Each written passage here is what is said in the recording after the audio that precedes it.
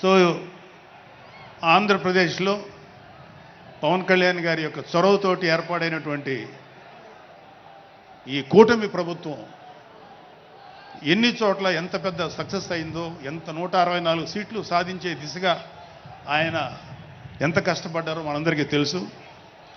అయితే మా అదృష్టం ఏంటంటే ఇక్కడ పిఠాపురంలో జరుగుతుంది కాబట్టి పిఠాపురంలో ఎలక్షన్స్ ఎలా జరిగినాయో ఒక 2 మాటలు చెప్పకపోతే, నేను పిఠాపురంలో పనిచేసి పిఠాపురం అభిమానుల యొక్క అభిమానాన్ని చూరుకున్న పవన్ కళ్యాణ్ గారికి, అలాగే పిఠాపురం యొక్క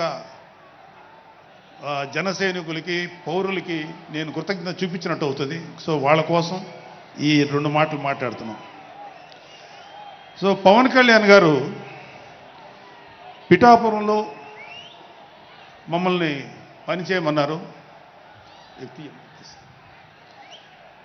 అంటే నన్ను, మా ఫ్రెండ్ అజయ్ గారిని, అలాగే మర్రెడ్డి గారిని, రత్నం గారిని, శంకర్ గౌడు, మహేంద్ర, పంచకర్ల సందీపు, ఇలా మాకందరికీ పిఠాపురంలో పనిచేసే అవకాశం ఇచ్చారు.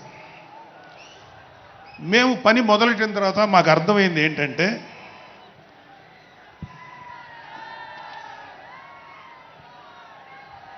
పవన్ కళ్యాణ్ గారికి ఆల్రెడీ ఇక్కడ విజయం ఖరారైంది.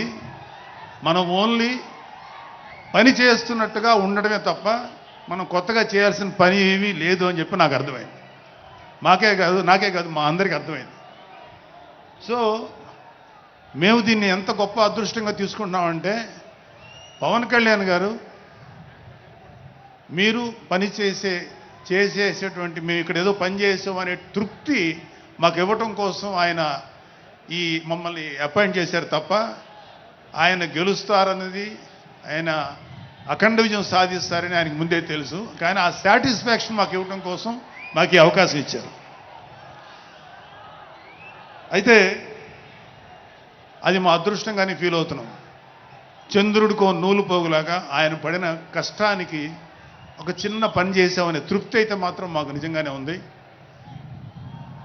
అయితే ఇక్కడ పిఠాపురంలో పవన్ కళ్యాణ్ గారు అఖండ విజయం సాధించడానికి 2 ఫ్యాక్టర్స్, 2 ఇంపార్టెంట్ ఫ్యాక్టర్స్. ఒకటి మన ప్రెసిడెంట్ జనసేనాని పవన్ కళ్యాణ్ గారు అయితే, రెండో ఫ్యాక్టర్, నాటి వ్యక్తి ఫ్యాక్టర్ పిఠాపురం జన సైనికులు, పిఠాపురం పౌరులు, పిఠాపురం ఓటర్స్. వీళ్ళిద్దరూ లేకపోతే మేము ఏమి చేసినా ఏం ఉపయోగం లేదు.